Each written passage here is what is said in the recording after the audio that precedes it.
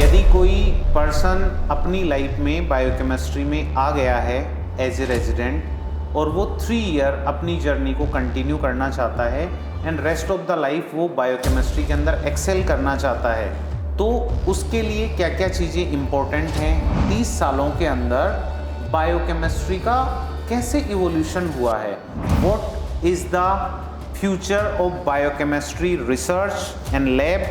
AI से क्या होगा कि जो मैनुअल अभी भी जितना सब चल रहा है वो सब खत्म हो जाएगा। तो मुझे यदि इतना हाई लेवल तक जाना है टीचिंग में, एकेडमिक्स में, रिसर्च में, तो आपके 30 सालों के एक्सपीरियंस से क्या एक रोड मैप होना चाहिए? Break it down into first year, second year and third year.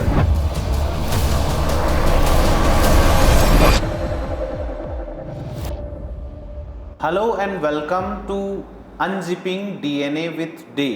I'm your host Dr. Arun Yogi and let's get started to episode 1.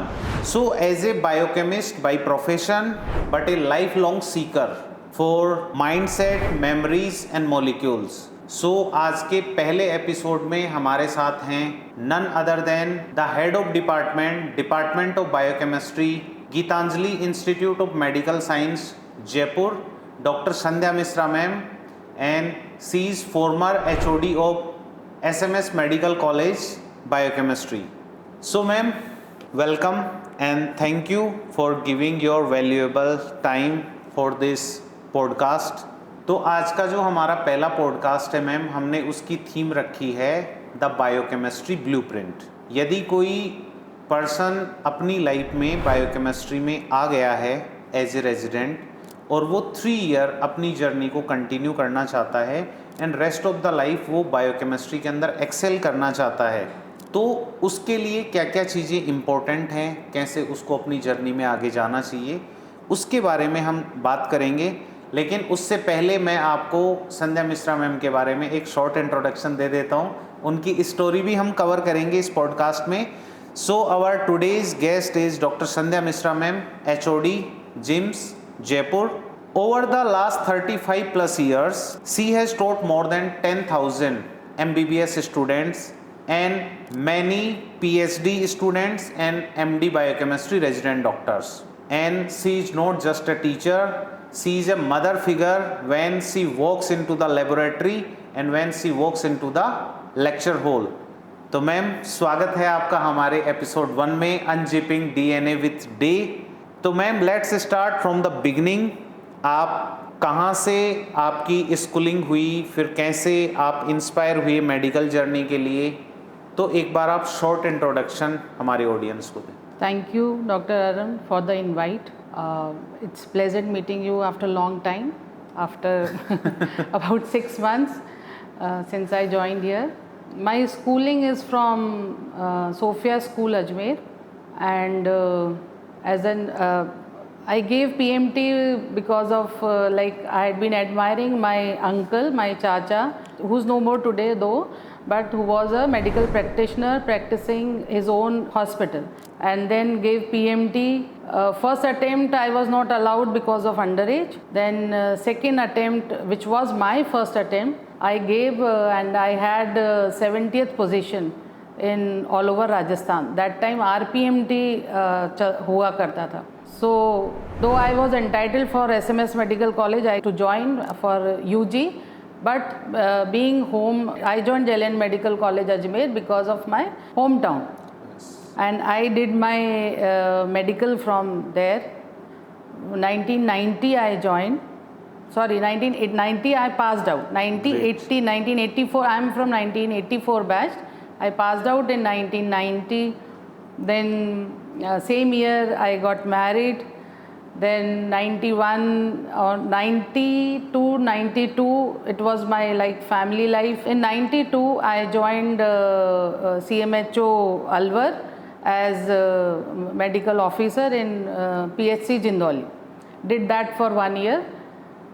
Then how I landed up into biochemistry is by accidental or orientation with proper orientation or complete accidental? It's accidental actually. Like my husband is a radiologist, So it was clear I had to take some of the paraclinical diagnostic branch. I was not hailing for surgery or anything. तो 3 ही branch होती थी, Yes. either biochemistry or pathology or microbiology. I was coolly practicing at Alwar, but since my husband was AP radiology in SMS Medical College Jaipur, कुछ ad hoc appointments निकले थे, उसमें मेरा biochemistry जिस भी सब्जेक्ट में होना था मुझे बायोकेमिस्ट्री ज्वाइन करनी थी, तो बायोकेमिस्ट्री में एडॉक वो निकले थे, उस फिर मैंने ऐसे करके बायोकेमिस्ट्री ज्वाइन कर ली, मतलब जिसमें भी जयपुर मिल जाएगा वो मुझे ज्वाइन करना था. सो आई गॉट थ्रू इन. हाँ, दैट टाइम सिंस 1990 जब आपकी शादी हुई तब से लेके और 93 तक you are juggling with multiple things like as a wife, as a mother, and your primary focus is your family, means you have given priority to your family. yes, So you always wanted to be with your family, that's why you choose accidentally, but yes, with the family you choose biochemistry. हाँ, Okay, great. it was accidental, but हाँ, I was happy we are together. Yes. At 96 में 93 में biochemistry में आ गए, ad hoc postings रही. 96 में I joined for this MD as resident MD in biochemistry at SMS. 96 से 99 में my guide was doctor DC Sharma sir, and who was my first mentor for research also. And then I have actually 3-4 mentors who have promoted me bit. मतलब आप एक mentor नहीं है, 2-3 mentors हैं. Like उन्होंने register हुए तो उन्होंने रिसर्च कैसे करते हैं सिखाया. फिर somehow he got transferred.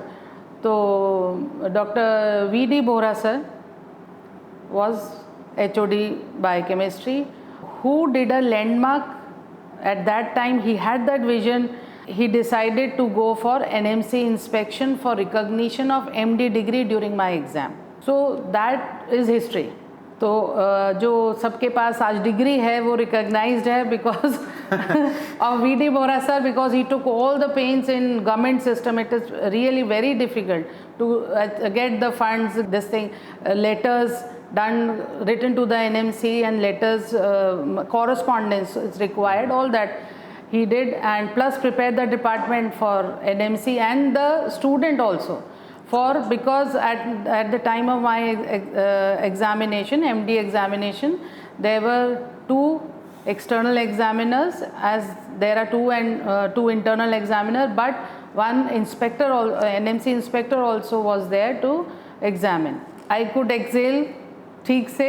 I could उस समय 1999 में I got that degree. You have completed your MD biochemistry and आपका जो बैच था वो पहला बैच था NMC recognized. हाँ, राइट. बट NMC रिकॉग्निशन में ऐसे होता है जो पीछे के भी रिट्रोस्पेक्टिव भी रिकॉग्नाइज होता है. तो it was recognised retrospectively. Great. तो ये आपकी रही जर्नी एक स्कूलिंग सोफिया स्कूल से लेके JLN medical college, then Alwar में गए आप, फिर यहाँ पे as a senior demonstrator, and then you have completed your MD biochemistry. तो अभी आपने 99 के अंदर कंप्लीट किया MD, and now we are talking in 2025, so it's like 26 years. And before 99 you were teaching. 93 to 96 you were teaching as a senior demonstrator, and 96 to 99 you were teaching as a resident doctor. So you have more than 30 plus years of experience of teaching biochemistry, and so you have mentored generations of doctors, we can say. आपके time पे मतलब 1993 से लेके और 2025 तक, यानी कि इन 30 सालों के अंदर बायोकेमिस्ट्री का कैसे इवोल्यूशन हुआ है. मतलब जैसे अभी हम देख रहे हैं SMS में कि बैकमैन कोल्टर है, फुल्ली ऑटोमेटेड है, we can run 2000-3000 samples every single day, ABG की मशीनें हैं. तो 1993 से अब तक का जो इवोल्यूशन है वो क्या रहा है बायोकेमिस्ट्री का? See, in 1993, the labs used to be like biochemistry was छोटा सा सब्जेक्ट, कोई पूछने वाला नहीं उसको कि biochemistry, everybody knew pathology, even micro का भी उतना एग्जिस्टेंस नहीं था, तो बायोकेमिस्ट्री का कुछ नहीं था, जो भी था वो पैथोलॉजी का था। तो छोटी सी लैब होती थी, we used to work on semi auto analysers, है ना, सेमी ऑटो एनालाइजर्स पे काम करते थे, everything used to be mechanical. धीरे धीरे I am telling you the story of SMS medical college because मेरी throughout SMS medical college में ही निकला है टाइम। उसके बाद centralisation of initially there were different labs, biochemistry अलग है, पैथोलॉजी अलग है, एंड माइक्रोबायोलॉजी अलग है। Then came scene for centralisation of lab. तो in SMS centralisation of biochemistry, pathology and microbiology हुआ। Central lab incharge at that time was Dr. Praveen Sharma. Biochemistry person was central lab in charge in SMS that time. Till date, biochemistry people are in 2000 around 2002. Okay. On that time, 2000, centralization of biochemistry, pathology, and micro happened. We call it central lab today. Today. Yes. Today is central lab. Yes. Then gradually, since due to increased workload, we switched to Merck's Electra's model, automated models, Merck's Electra. Their speed was slow. Then we switched to further Olympus, a higher version, and then now you see Beckman Coulter's 680 is again a small version. 5811, which very much higher throughput of 2000 to 4000 tests. It increased, so the automation has occurred, right? So in last 24 hours, from mechanical or doing the lab test through hand, now it's completely on automation. So this transition and this evolution you have seen through your eyes, and these experience are in your DNA, like. Great. Then one more thing, initially biochemistry was doing only biochemistry. Hormones was not done. Gradually hormones were added, hormone analyzers were installed. So now we have proper immunoassay labs in SMS. So ma'am, in 1999 you have done your MD, and in 2000 you went to NIN, National Institute of Nutrition, Hyderabad, and I think in 2000 you met Dr. Bharti ma'am from CMC Ludhiana, and that time you were talking about that the manual things, pipetting and all these things. So you just highlight that initial stage of your life there. On that time you were doing pipetting and all these things manually. This NIN posting, Dr. V.D. Bora, he is also my mentor.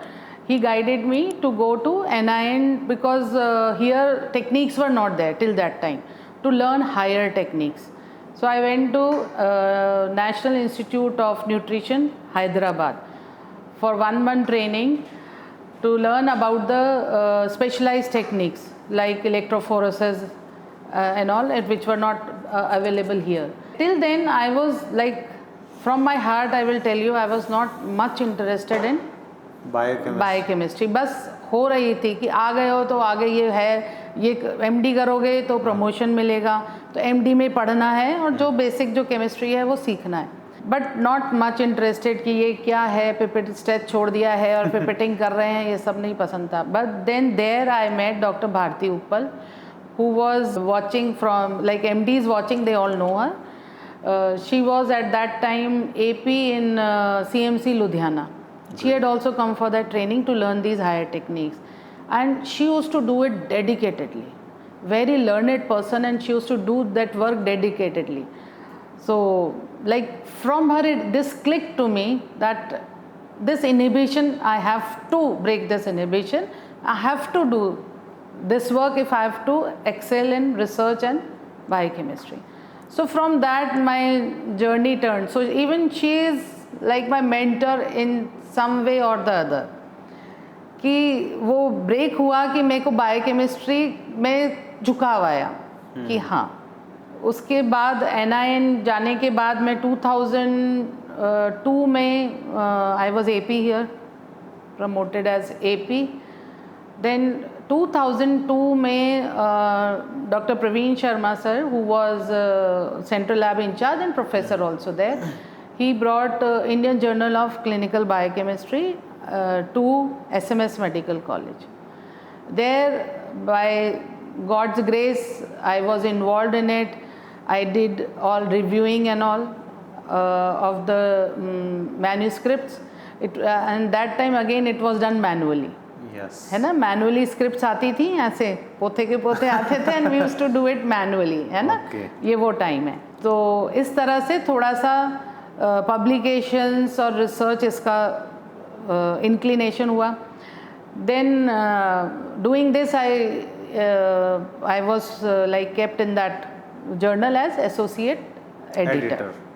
I was included in the team, associate editor of IJCB.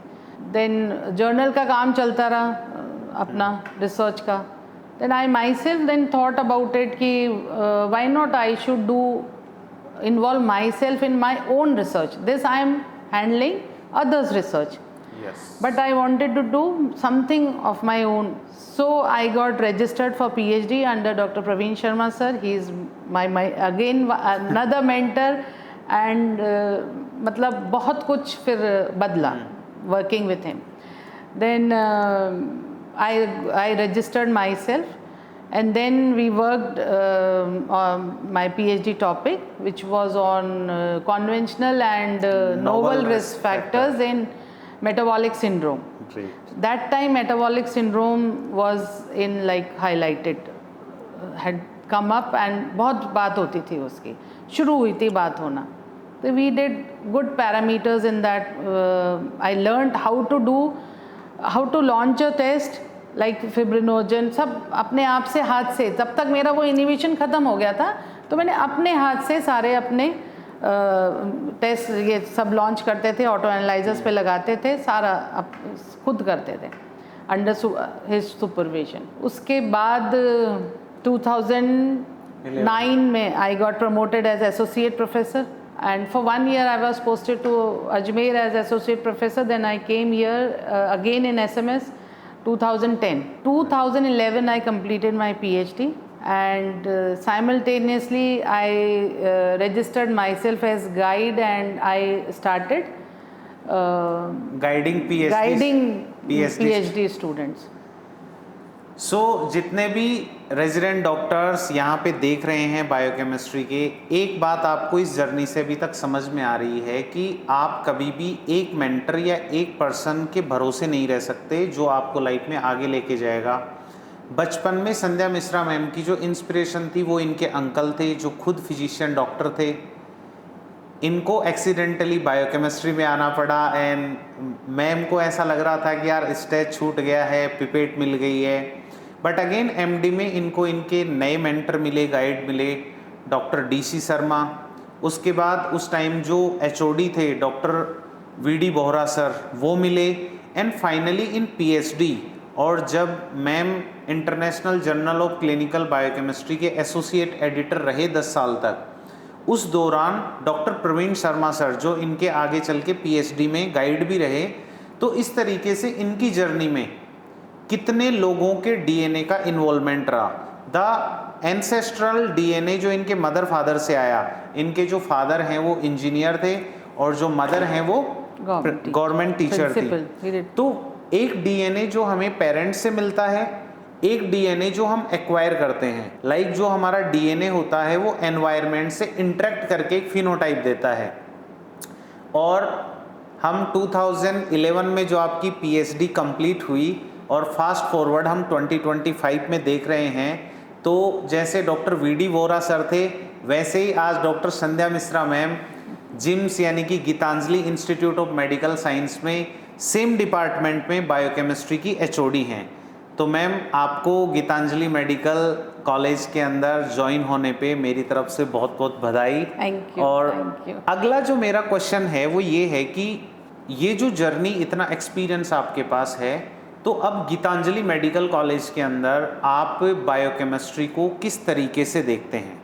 मतलब यहाँ क्योंकि जो भी residents आएंगे आपको already इतना experience है, तो किस तरीके की यहाँ पे हम इन्वेस्टिगेशंस और टेक्नोलॉजी और किस तरीके का हम लेबोरेटरी सेटअप एक्सपेक्ट कर रहे हैं इन अपकमिंग नेक्स्ट 5 ईयर के अंदर, जिससे कोई पर्सन यदि यहाँ पे आज के 5 साल बाद यदि रेजिडेंसी के अंदर एडमिशन लेता है तो किस तरीके की लर्निंग्स उसको मिलेंगी? What kind of mindset you have in next 5 year towards the department? The department is just upcoming department.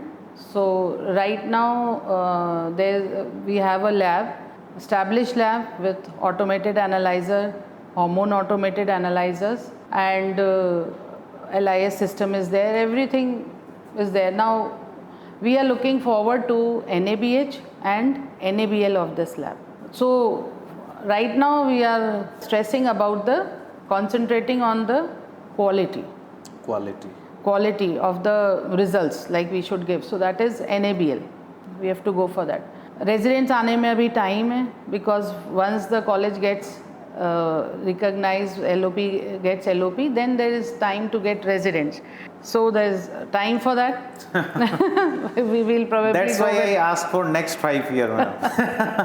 No, we will develop all the system, as per requirement for residents to be here, and I hope they'll feel really proud when they pass out from here. But the next big myths and big misunderstanding comes at this point कि जब मेरे जैसा कोई student biochemistry में residency लेने की सोच रहा है, उस टाइम पे वो डॉक्टर्स फील करते हैं कि नहीं, biochemistry is a non clinical subject, biochemistry is very dry subject, there is no scope after MD biochemistry, you have to become only a teacher. तो कोई पर्सन बायोकेमिस्ट्री को परस्यू करे, बिफोर दैट उसको इन चीज़ों से आप कैसे क्लैरिटी देंगे? आप इस मिथ को एक बार आप ब्रेक कीजिए. Biochemistry used to be like long back dry subject, but now in today's scene it is not a dry subject and it is not chemistry. अब रहा ही नहीं वो chemistry. It is now clinical chemistry. Great. So if we don't exist, clinicians don't exist. If we don't give the results, what they will do? If we don't give the reports, what they will do? So we are very important. You have to recognize this that you are, हम धुरी हैं इलाज की, ये समझ लो आप. हमारे बिना इलाज नहीं हो सकता.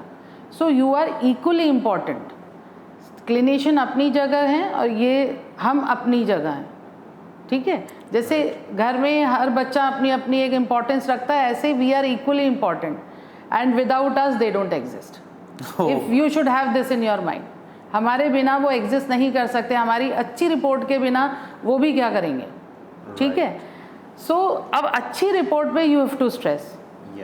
ठीक है, जो चीज़ रिक्वायर्ड है उस पर now you have to stress. So अच्छी report means good learning. Good learning means you have to learn right from entry first day. आप एक तो ये बायोकेमिस्ट्री ख़राब नहीं है, इस समय बायोकेमिस्ट्री तो बूम पर है. Reason being so many medical colleges are being established, so many MDs are being required, so it is in boom today. Teaching, आप रिसर्च में जाना चाहो तो रिसर्च तो किस लेवल की रिसर्च हो रही है. You can go to you can involve yourself in genetics, है ना? आप बहुत रिसर्च में, रेयर डिजीजेज में you can involve yourself in rare disease. हाँ, इनबॉर्न एरर्स में आप इन्वॉल्व कर सकते हो अपने आप को. So if you go to research then research itself is very vast. Biochemistry, MD biochemistry के फील्ड से रिसर्च में जाना is again you have a very vast place to go. Then if you want to establish your own lab, you can be an entrepreneur also. You can establish your own lab. So for all these things what I am telling you, you have to be dedicated to biochemistry right from first day. Right from first day.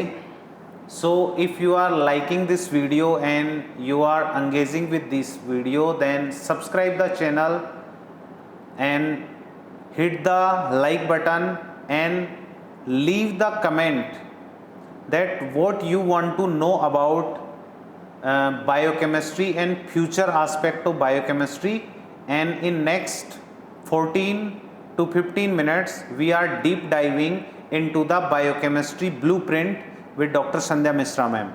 So ma'am, let's come to the next segment. What is the future of biochemistry research and lab and artificial intelligence? As you said that earlier it was like, dry and non-clinical subject, we can call it, like chemistry. But in 2025, the biochemistry is very much clinically relevant, very much foundational base for diagnosis.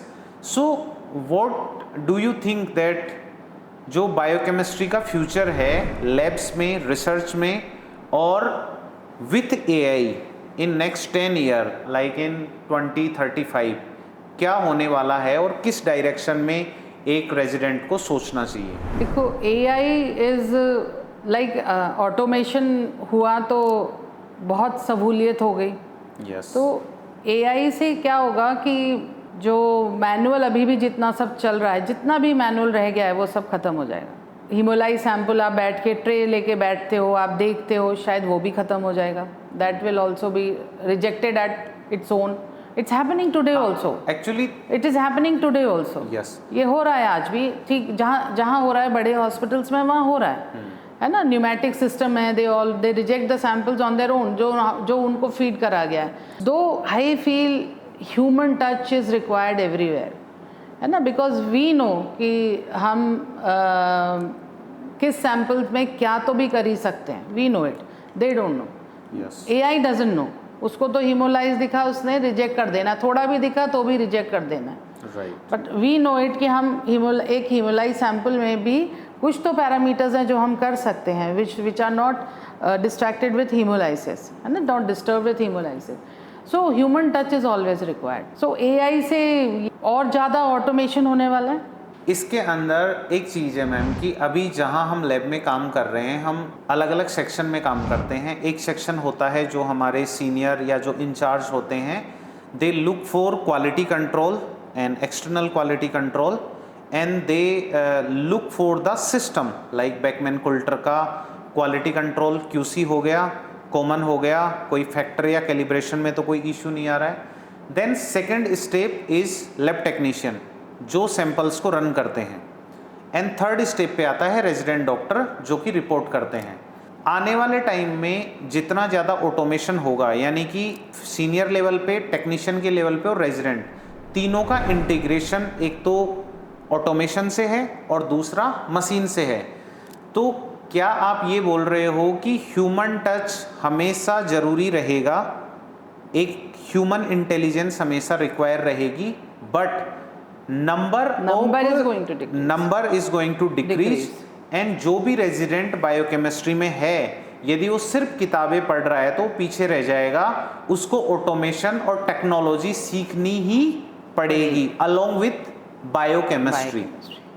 This is the core message. बिल्कुल बिल्कुल, they have to. जैसे कि एक जो physician होता है वो steth से हार्ट साउंड सुनता है, पल्स देखता है, रेस्पिरेटरी साउंड सुनता है, तो वो उसका कोर है। Without stethoscope physician is nothing, और without technology and automation biochemist is nothing. Great.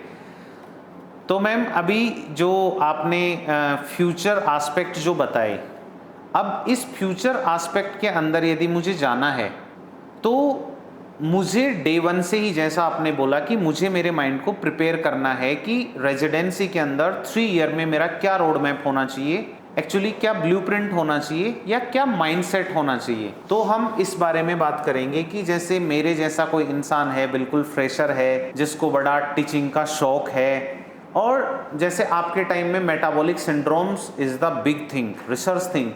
अभी मेरे टाइम पे जेनेटिक्स, ह्यूमन जीनोम, और स्पेशली जो आजकल चर्चा में है दैट इज क्रिस्पर।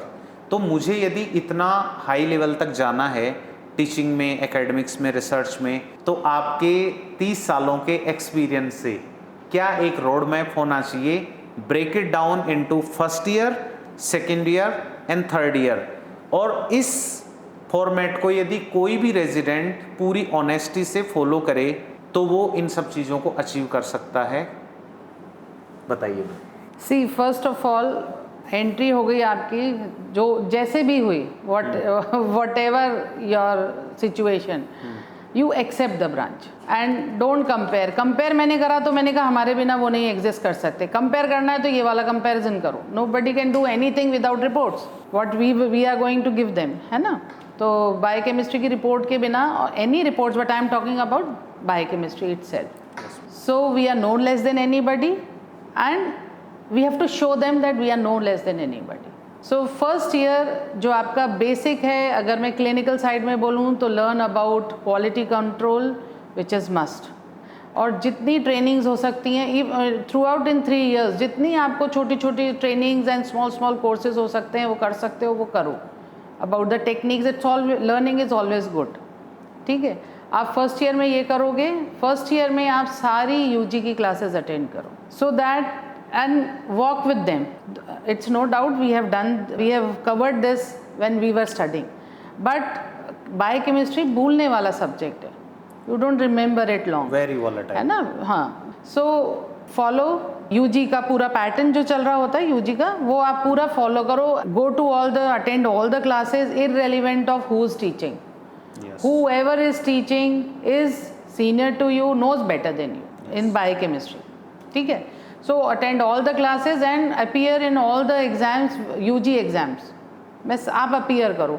सो जो बेसिक जो हम यूजी का कराते हैं वो फर्स्ट ईयर में आपका हो गया, है ना। थ्योरी पॉइंट ऑफ व्यू से आपका बेसिक यूजी हो गया, और प्रैक्टिकल पॉइंट ऑफ व्यू से आपने बेसिक बायोकेमिस्ट्री के टेस्ट लगा लिए। उनके बारे में सिर्फ लगाना नहीं है, सिर्फ मैकेनिकल करके नहीं चले जाना है, आपको उनके बारे में एक एक पैरामीटर के बारे में प्रोसीजर, उसका प्रिंसिपल सब आना चाहिए by the end of first year. A to Z जो बेसिक बायोकेमिस्ट्री जितना भी पढ़ा है, चाहे थ्योरी में, चाहे हमने लैब में काम किया है, जो भी किया है, चाहे हमने ग्लूकोज ही लगाया है, उसका भी आपको A to Z बिल्कुल प्रिंसिपल, मेथड ये आना चाहिए।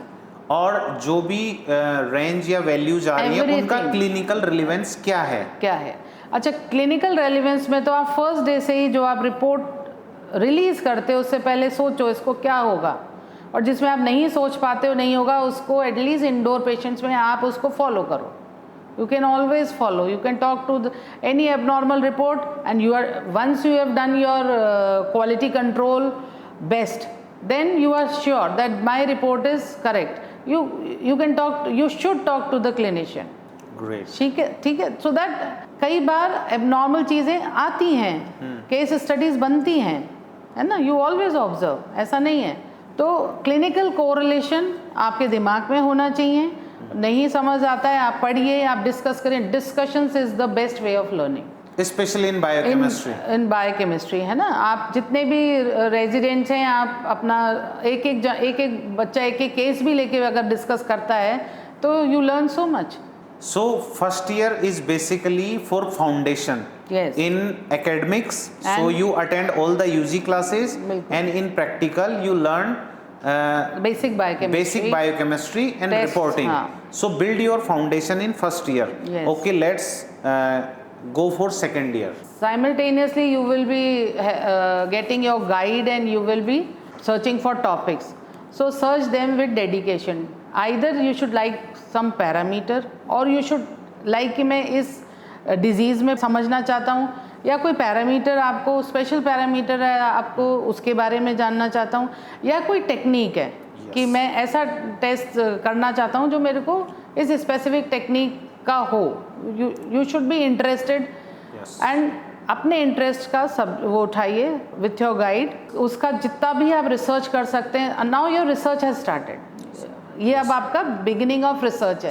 इट्स नॉट दैट कि कितना हुआ है मैं किससे ले लूँ और चीटिंग कर लूँ। नो, आपको अपना टॉपिक खुद ढूंढना है। जितने आर्टिकल्स आप इकट्ठे कर सकते हो, आप पढ़ सकते हो, आप पढ़ो। दिस इज़ योर लर्निंग, ठीक है। उसमें से आप चूज़ करोगे अपना एक सीड आर्टिकल, ठीक, उसके बाद आप उस पर काम करो। तो सेकेंड ईयर में हमारा रिसर्च एकदम ऑनगोइंग है, जो हम गाइड के साथ जैसा आपने बताया वैसे स्टार्ट करें। अब जो हमारा क्लिनिकल और एकेडमिक का जो हमने फाउंडेशन बिल्ड किया है, लाइक हमने फर्स्ट ईयर में मान लो सत्यनारायण है वो कंप्लीट पीडीएफ हमने पढ़ ली, समझ ली जो हमने। Satyanarayan I will suggest Vasudevan also. Okay, हाँ, Satyanarayan and Vasudevan, 2 book we must complete in first year for basic fundamental और basic clinical chemistry foundation we have built, and now in second year how to upgrade that now academic in and second year you have to upgrade this. How you will upgrade? In second year you have theory classes yes of each topic. So while teacher is taking your theory, that particular topic is going on in your PG class, you read everything about that topic. So you upgrade, go into the depth and upgrade that whatever topic, like carbohydrates are going on, then about the carbohydrate, lipids are going on about the lipids, or genetics is going on about the genetics. So you prepare and give that small topic का exam, appear for that exam, वो होता है. Yes. But generally resident don't take it seriously. तो ये biochemistry एक साथ नहीं याद हो पाएगी.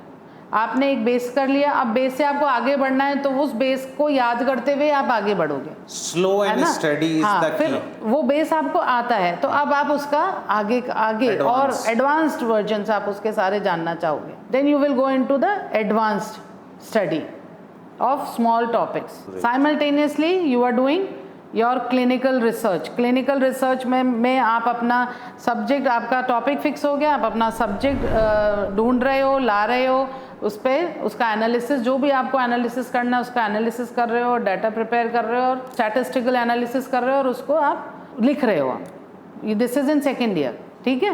Right. And now about the clinical part, now you switch to, you know the basic chemistry very well. Yes. Now you switch to hormone, immunochemistry. अब second year में आप इम्यूनोकेमिस्ट्री करो. आप एबीजी पे पूरा डेप्थ में, it is not only sample लगा दिया, सैम्पल की रिपोर्ट क्या आई, उससे क्या आपने आपने उससे क्या ड्रॉ करा, आपका रिजल्ट क्या ड्रॉ करा उससे, और आप उसको कोरिलेट करो. पेशेंट क्या यही है, is he having acidosis, is he having alkalosis. ठीक है. तो आप वो ये कोरिलेशंस बहुत इंपॉर्टेंट हैं. इमरजेंसी ये जो एबीजी पैरामीटर्स के हैं. तो आप एडवांस टेक्निक्स, और हम प्रैक्टिकल लैब में, आप जो टीचिंग प्रैक्टिकल लैब है उसमें सारी एडवांस टेक्निक्स उस समय सिखाई जाती हैं. आप उसको डेडिकेटेडली करिए. So you are doing all this. Along with this you are also taking paramedical classes. Teaching आप वो भी ले रहे हो. आपको अलॉट होती है, हम अलॉट करी जाती है और नहीं करी जाती है तो आप करवाइए जहाँ जहाँ है, मतलब all over, not only specific about SMS. तो आप वो टीचिंग में जितना ज़्यादा अपने आप को टीचिंग में इन्वॉल्व करोगे, आप अपने टीचर्स के, अपने गाइड के साथ क्लासरूम में जाइए, help them out. You learn like this, because teaching तो कोर सब्जेक्ट हो गया ना अपना, कि टीचिंग तो है ही. And simultaneously you prepare for your micro teaching topic. कोई ढूंढ के नहीं लाना है कि माइक्रो टीचिंग का टॉपिक कौन सा होगा. जो तुम पढ़ा चुके हो, या तो तुमने पैरामेडिकल में पैरामेडिकल को पढ़ा है, या तुमने अपने गाइड के साथ यूजी में पढ़ा है. That is your topic for micro teaching. Because micro teaching is small T, but जब उसकी बात होती है तो that whole topic you should know. And micro teaching का मतलब टीचिंग कैसे करनी है, you should know, covering all the departments, all the factors which are involve. Points जो हम लोग रखते हैं, पॉइंटर्स रखते हैं टीचिंग के लिए, वो होने चाहिए उसमें. राइट. तो basically for MD biochemistry resident doctors, first year is for foundation and second year is for complete grinding. You grind for clinical skills and you grind for academic skills.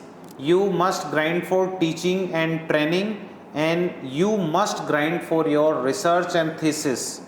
So second year is completely dedicated to your core journey.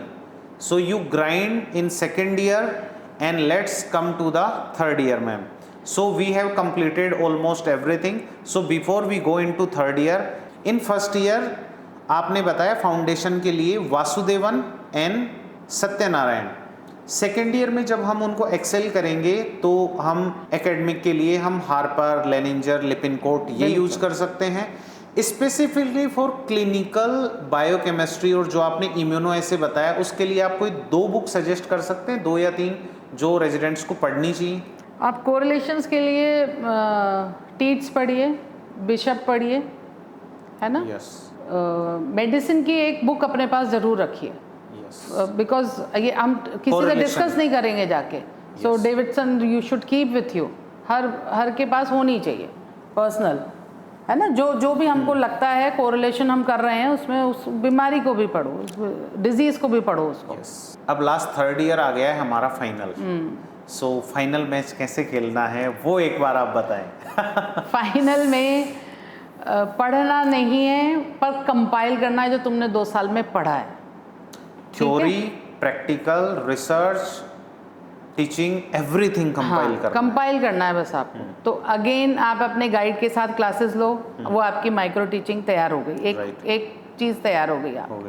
आपने research का अपना wind up कर दिया, thesis अपनी wind up कर दी, उसकी simultaneously आप presentation की स्लाइड्स बना लो उसी समय, है ना. 10-12 स्लाइड्स बनानी होती हैं, वो आप 10-12 स्लाइड्स वो उस समय एग्जाम में प्रेजेंटेशन के लिए चाहिए. So you don't need to have exam के टाइम एक्स्ट्रा एफर्ट करो कि अब हम स्लाइड्स बनाएं, उसी समय बना के रख लो. So your that chapter is also done. Now what is left is your clinical, practical exam, clinical exam and theory exam. Now about the theory exam, you just go for revision unit wise, like only metabolism. आपने small topics cover कर लिए.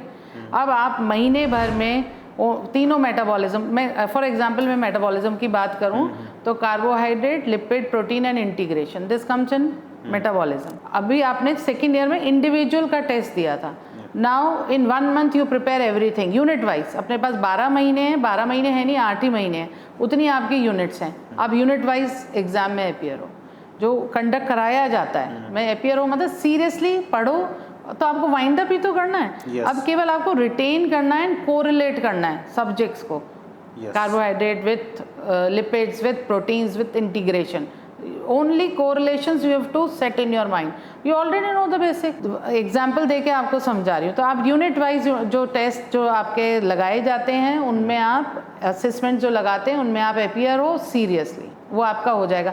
Last में again PUC होता है, first paper, second paper, third paper and fourth paper होता है. आप उनको सीरियसली दीजिए. तो डिफ़िकल्ट नहीं है अगर हम फर्स्ट डे से ही चलेंगे. तो अगर हम एकदम उठाएंगे लास्ट में कि अब हम लास्ट ईयर आ गया, अब हमें पढ़ना है, पास होना है, तो it is not possible.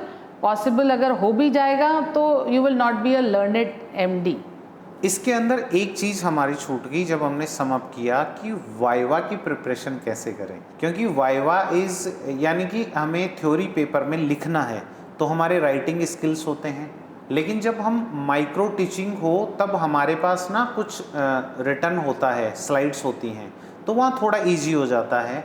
But viva के अंदर जैसे हम अभी बात कर रहे हैं, तो वाइवा के समय जब हम आंसर कर रहे हैं एक्सटर्नल को, तो हमें किन 2-3 चीज़ों का ध्यान रखना चाहिए कि हम वाइवा या हमारे जो आंसर्स हैं, वर्ड्स हैं, उनको अच्छे से आर्टिकुलेट कर पाए हैं और टू द पॉइंट जो एग्जामिनर पूछ रहा है हम मतलब don't beating around bush, to the point हम बात कर सकें. उसके लिए आप कुछ टिप्स दें. देखो, जितना आपने अगर आपका बैकग्राउंड साउंड होगा उतना वाइवा इजी होगा. बेसिक बात है ना, क्योंकि वाइवा में है क्या, सारे इधर से उधर कोरिलेशंस ही हैं, है ना. तो टू द पॉइंट बात करनी है. अगर नहीं आता है तो मना करना है, एग्जामिनर को मिसगाइड करके अनदर पॉइंट पे नहीं ले जाना है where again you don't know. This usually happens. Okay, है ना. तो आपने बात हो रही है डायबिटीज़ की या डिसलिपिडीमिया की बात हो रही है और आप उसको धीरे धीरे डायबिटीज़ में ले गए और फिर डायबिटीज़ से कहीं और ले गए और आपको नहीं आ रहा है, होते होते तो मेसवर्क हो जाता है. फिर देन ये भी नहीं आ रहा, वो भी नहीं आ रहा, वो भी नहीं आ रहा. मतलब वाइवा में you must follow the examiner. अगर नहीं आता है तो उसको क्लियर कर दो कि this I won't be able to answer, so that वो चीज़ वो नहीं उठाएगा. Don't try to manipulate examiner. Don't try to Otherwise, जो आपने 3 साल में थ्योरी प्रैक्टिकल पढ़ा है वही आपको वही आता है और बोल्डली आप आंसर करो, कोई इशू नहीं है. और अगर आपने एडवांसेस पढ़े हुए हैं तो बेसिक से शुरू होकर वो एडवांसेस तक जाएंगे. सो हम आ चुके हैं इस पॉडकास्ट के सबसे आखिरी क्वेश्चंस पे, आखिरी पड़ाव पे. तो यदि आपको हमारा ये content regarding biochemistry road map और ब्लूप्रिंट अच्छा लगा, आपको संध्या मिश्रा मैम के जो भी सजेशंस टिप्स हैं वो आपको सही लग रहे हैं, या आप अगले पॉडकास्ट में कुछ पूछना चाहते हैं मैम से, तो आप हमें कमेंट कर सकते हैं। चैनल को सब्सक्राइब करें। एंड आखिरी जो सवाल है मैम आपसे वो ये है कि आप यदि कोई पर्सन पूरा पॉडकास्ट नहीं देखना चाहे, उसके लिए जो बहुत ज़्यादा ओवरवेल्म्ड है एमडी बायोकेमिस्ट्री का रेजिडेंट, उसको आप क्या टॉप 5 पॉइंट्स आप देना चाहेंगे? एक एक्स्ट्रा आप अपनी तरफ से दें तो एक अलग है, बट वो कौन से 5 पॉइंट हैं जो उसको थ्रू आउट द जर्नी 3 साल के अंदर ध्यान रखनी है और वो आगे भी उसके करियर में उसको बहुत हेल्प करेंगे? This message is coming from the heart of doctor Sandhya Mishra ma'am. First of all again मैं वही कहूँगी, एक्सेप्टेंस ऑफ द ब्रांच। उसको एक्सेप्ट करो, कंपेयर मत करो। हम बेस्ट ब्रांच में बैठे हैं और हम बेस्ट करेंगे तो हम लीडिंग बायोकेमिस्ट बनेंगे। यस, है ना?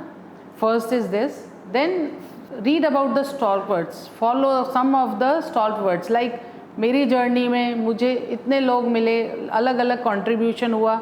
सेम आप टीचर्स को फॉलो करिए, आप जो आपको अच्छी लाइजनिंग से बैठती है, जिससे रेपो बैठती है, so follow them and you discuss with them. डरे डरे से रहने से नहीं होगा। Anybody you discuss with them. Very important is sitting in the lab, do correlations, correlating it with the physician, वो ज़रूर करो, है ना? आप सिर्फ रिपोर्ट आ गई है मैंने दे दी है ऐसा मत करो। एंड जो मैंने अभी आपको 3 इयर्स की जर्नी बताई है, 3 इयर्स में आप कैसे कैसे पढ़ो, follow it and you have a bright future, no doubt you have a bright future. Though when I had joined it was not bright, now the residents who are coming up here, it is a bright future. And important is सारा दिन देने की ज़रूरत नहीं है। You give your 6 to 8 hours to biochemist daily, every day. अगर किसी दिन मिस हो गया है तो फिर उसको मेकअप कर लो 1-1, 2-2 घंटे करके। एवरी डे अगर आप इतना भी करते हो 3 साल तक, it is more than sufficient. एक चीज़ हमारी रह गई कि यदि मुझे जो रिसेंट एडवांसमेंट, टेक्नोलॉजी, टूल्स जो भी हो रही हैं बायोकेमिस्ट्री में, या मुझे अप टू डेट रहना है पूरी दुनिया से बायोकेमिस्ट्री में, तो ऐसे कौन से एसोसिएशंस हैं जिनको मुझे ज्वाइन करना चाहिए, जो मुझे रेजिडेंशिप में भी हेल्प करेंगे, जहाँ पे मैं अपने पेपर पोस्टर प्रेजेंट भी कर सकता हूँ, सीख सकता हूँ, वर्कशॉप कर सकता हूँ, और आफ्टर एमडी भी मैं उनके साथ जुड़ा रहूँगा, तो I will learn lot more. See, advances are always discussed in these conferences. So, I will advise each resident to attend at least one conference a year. So, there are basically 2 associations, MB, Association of Medical Biochemists of India, and Association of Clinical Biochemists of India.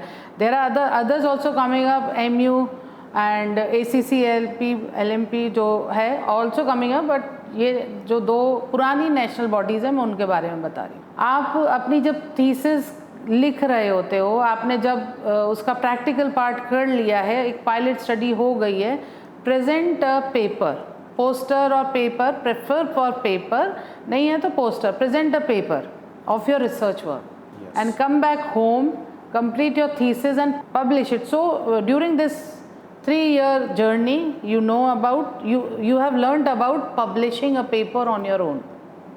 Great. Presentation in front of so many people of the same branch coming. You can present yours. If you have presented yours, you have a separate different confidence. So that is very necessary. इसके अंदर जो हमने clinical skill सीखे हैं, जितना भी हमारा हो गया है, पब्लिकेशन, टीचिंग, अभी कोई मेरे जैसा थोड़ा एम्बिशियस पर्सन है, उसको अपना एक NABL सर्टिफाइड लैब बनाना है, तो हम उसके लिए एक पर्सन जिसका ऐसा एम्बिशियस माइंड है, वो इसके लिए सबसे पहला स्टेप अपनी रेजिडेंशिप में क्या ले सकता है रिगार्डिंग टू NABL, या उसको लैब खोलनी है तो क्या करना चाहिए उसको? He should go for NABL basic training. A 4-day training is there. I will not advise for online training. I will always advise for physical training. ठीक है, आप फिजिकली उस ट्रेनिंग को करिए। SMS भी साल में 1 बार करवाता है, और जयपुर इटसेल्फ में लोकली होती रहती हैं। There are NABL bodies who are conducting this. तो आप सर्च इस पे गूगल पे सर्च करिए, आप उसमें NABL करेंगे, जैसे ही डालेंगे उस पर आ जाएगा। तो आप जब कब हो रही है, कहाँ हो रही है, वो आपको पता चल जाएगा। आप वो बेसिक ट्रेनिंग करिए, है ना। And learn about the internal and external quality control while doing clinical work. जब आपकी पोस्टिंग्स हैं उस समय आप एक्सटर्नल और इंटरनल क्वालिटी कंट्रोल के बारे में जानिए, समझिए, उसको करिए। ओके और यदि हम इन सब चीज़ों को करते हुए यदि किसी का इंटरेस्ट है तो हम इसके अंदर एक एसेसर की तरह रोल निभा सकते हैं आगे चल के। This is for basic, this is a basic training. Then you can go forward with another training which are aggressive trainings and you can become assessor also. NABL lab के लिए आप assessor भी बन सकते हो, which is a part time work. It is not a full time work, it is part time. Part time in the sense कि जब आपको assessorship के लिए आए, आप वहाँ जाइए, लैब को assess करिए। Great, thank you so much Sandhya Misra ma'am, and this is our first episode Unzipping DNA with Day, and it's your host Dr. Arun Yogi Day. So thank you ma'am for your opening your heart and your personal life and your learnings and wisdom. And this is not about biochemistry, it's all about clarity, compassion and contribution to the society and especially to resident doctors. तो अभी तक भी आपने यदि channel को subscribe नहीं किया है, please subscribe the channel and hit the bell icon and write your comments so we can ask in second episode. जब भी हम दूसरा एपिसोड करेंगे मैम के साथ, यदि आपके क्वेश्चंस रिलेवेंट हैं बायोकेमिस्ट्री से, तो हम दूसरा एपिसोड जब करेंगे तो वो सारे क्वेश्चंस लेंगे। तो आज के लिए बस इतना ही, और हम मैम को इस चीज़ के लिए रिक्वेस्ट करेंगे कि इस तरीके से जो SMS मेडिकल कॉलेज के और गीतांजलि के ही नहीं, पूरे राजस्थान और जो भारत के जितने भी रेजिडेंट डॉक्टर्स हैं इन बायोकेमिस्ट्री, वो इस पॉडकास्ट से बहुत सारा लर्न करेंगे। और यदि आपको कनेक्ट करना है तो you can comment on our video. Thank you so much ma'am, thank you so much. Thank you.